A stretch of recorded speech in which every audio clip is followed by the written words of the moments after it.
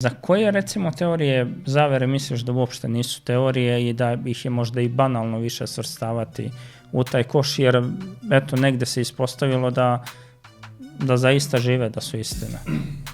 Pa meni je zanimljiva na primjer teorija da nas treba svesti na zlatnu milijardu.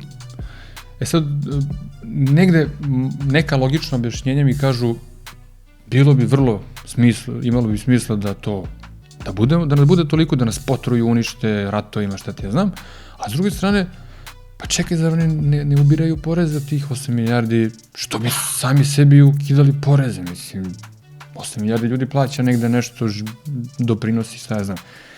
I onda, da se ne bi ja gubio tim visokim razmišljanjima koji mi ne doprinose, zaista niti sam bogatiji, i ti ljudi koji o tome razmišljaju ne poboljšaju im život, to saznanje koje oni imaju, samo se zbog toga više nerviraju, izbjegavaju ove proizvode, izbjegavaju one proizvode, ne rade ovo, ne rade ono.